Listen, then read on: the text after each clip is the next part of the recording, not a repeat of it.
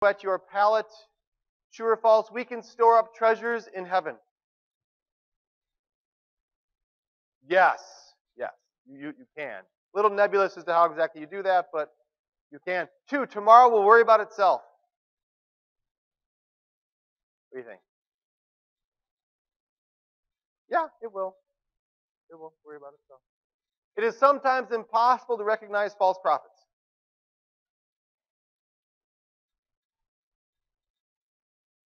We'll talk about that a little bit more. Jesus gives us some insight as to how you can spot them. For the foundation of our lives doesn't matter. What do you think? Yeah, I'd say that's about the only thing that does really matter, is the foundation of your life. All the other things, well, I guess are window dressing. Or not that that doesn't matter, but not that important. Matthew 6. Hear these words. I hope. Before men to be seen by them. If you do, you will have no reward from your Father in heaven. So, when you give to the needy, do not announce it with trumpets as the hypocrites do in the synagogues and on the streets to be honored by men. I tell you the truth. They have received their reward in full. I ask the question, why should we care if people see what we do as Christians?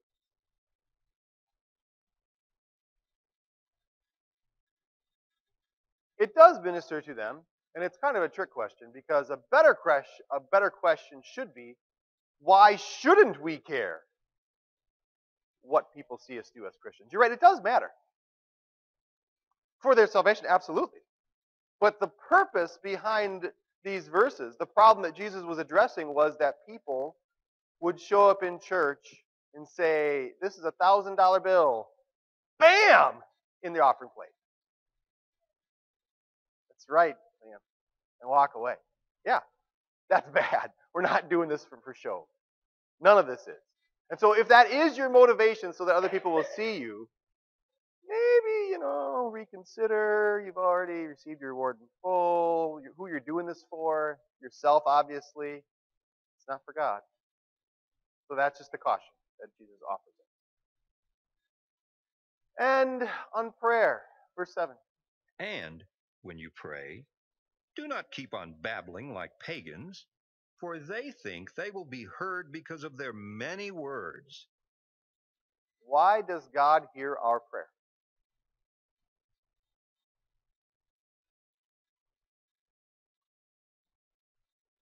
Yeah.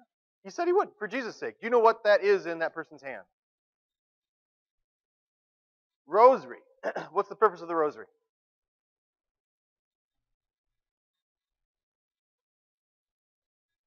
Yeah. Sometimes, and I was never Catholic, but I was told, and if there's any Catholics or ex-Catholics, you can correct me, that you say, so you're supposed to say the prayer so many times, so you say the prayer, and then you keep on going, and that's when you know that you're done. As you count out how many times you're supposed to say the prayer. This spills over into the nasty thing called penance, and trying to make God happy by saying prayers. And that's when we start to fall into the babbling like pagans. Where you think God is happy that you say so many prayers. We talked about frequency, 3-4 weeks ago, and how God, we should pray more. But don't say the Lord's Prayer 10 times at lunch or any prayer. That's ridiculous. God can hear you the first time. It's okay. Yeah. He hears our prayers for Jesus' sake. He wants to hear our prayer. Next, this is Matthew 6. Do not store up for yourselves treasures on earth, where moth and rust destroy and where thieves break in and steal.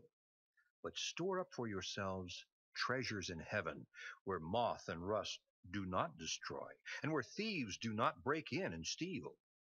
For where your treasure is, there your heart will be also. So do not worry, saying, what shall we eat, or what shall we drink, or what shall we wear?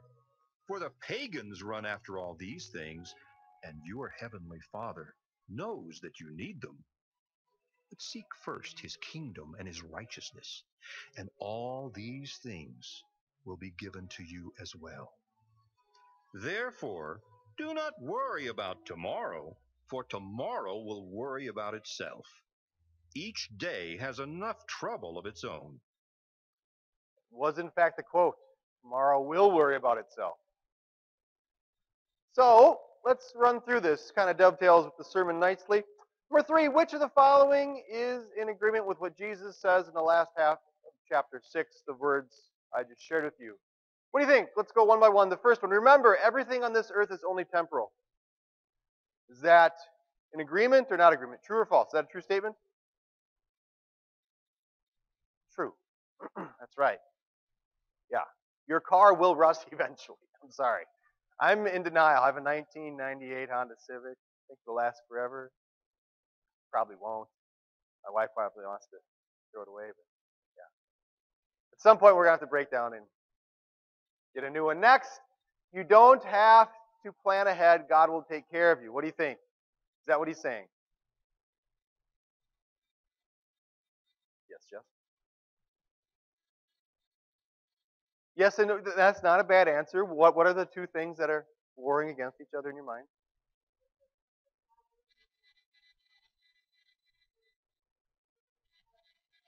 You do still have to plan, yes.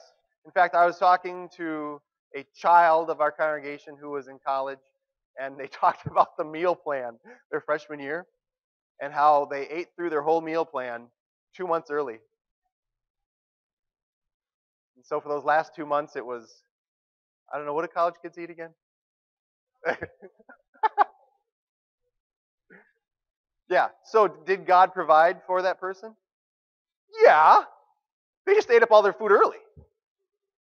So maybe plan. Okay? So that'd be a false. Okay. Next, worry is sinful and reveals a lack of trust in God's promise. What do you think? It's got to be true. Yeah, he says all the way up and down, don't worry. And I think the problem isn't so much, I don't know anyone, we're not immune to worry. I think if you're human and if you have anything in your life that you care about, you're probably going to worry at some point in your life.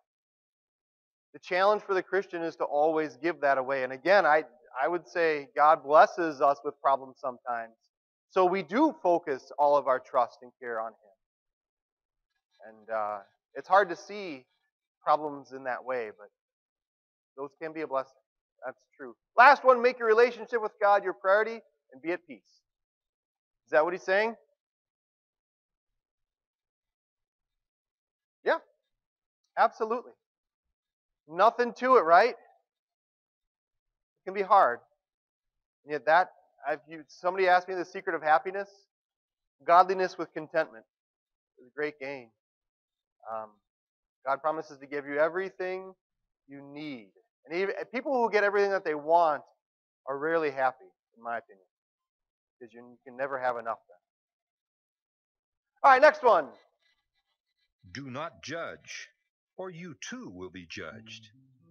For in the same way you judge others, you will be judged, and with the measure you use, it will be measured to you. And If your brother sins against you, go and show him his fault, just between the two of you. what's going on here? Reconcile these two seemingly opposing passages. They're not.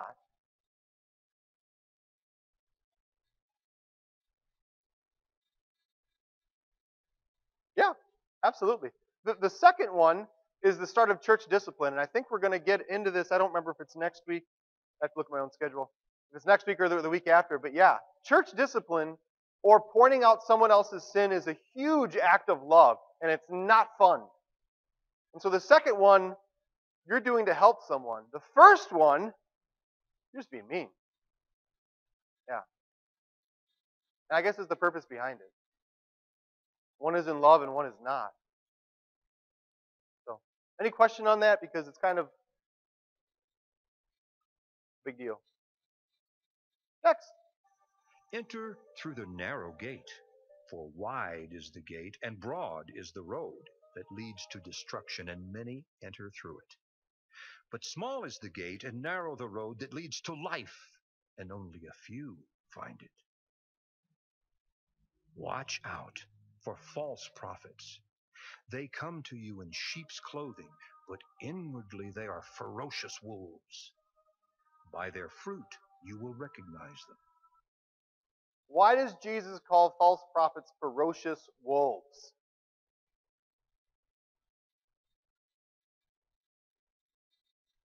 What are you going to say, Kat? I think you're right.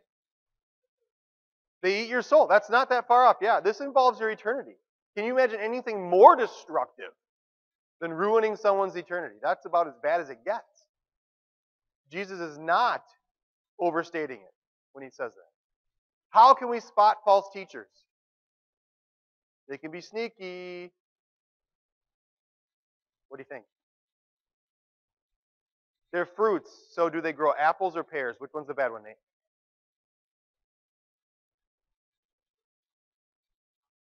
By their actions, how they live, and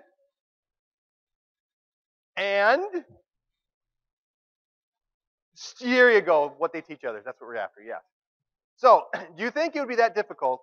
Let's say that you go online. I have no idea. My analytics aren't that good to see exactly who you are and where you're watching. I can't tell your address from your IP address. I'm not that good. The point is, you could watch me every Sunday, and you could figure out what I believe, I hope. Kind of just oozes out. You can do that with anybody. And I've said, check what I say with what God says. If they don't jive, you'd better come talk to me. At least I hope you would. Do I mean so little? No, yeah, this is, you reach out to me and tell me. So also with other people who say these things. And I have people who come to me and say, Pastor, my kid wants to go to a friend's house, they're Episcopalian or Methodist. I'm like, well, you can go visit. And I say, this is probably what you'll hear differently from what God says. But listen, I can tell you what they confess on the internet or what they teach in their seminary. That's it. You got to talk to people and love see what they say. And in general, if you find something bad, yeah, I wouldn't go worship with them on a regular basis because that would send the wrong message. Because what those differences do matter. And I believe this is the last one. Therefore, everyone who hears these words of mine and puts them into practice is like a wise man who built his house on the rock. The rain came down, the streams rose, and the winds blew and beat against that house, yet it did not fall. Who's the foundation of your life? Jesus, yeah, God. It's a pretty easy one. And this is why we don't waste our time with Sunday school and confirmation when they're very young. Because that's when life starts to hit. Even middle school, it gets kind of intense. And then in high school, oh, it's on. Life gets bad. And then in college, of course, you're basically an adult. And it's worse, yes.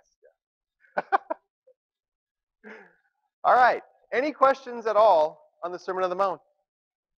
We did not cover all of it. There wasn't time. But if any of you have questions when you go through these chapters, he covers so many different topics. Fasting, there's more on prayer. Please do email me.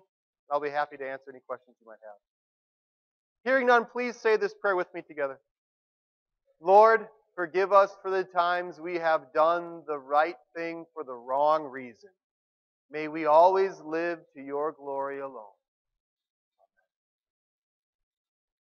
Oh, and finally, one last announcement. The song that you've heard at the end of church for the past, 3 weeks or so, and then you heard at the beginning of church, we're going to try to do that song and a few other songs that are work off of recorded music. But I just wanted to see, so I played it again and then so you become familiar with it. So we'll leave you with that song once more as you walk out.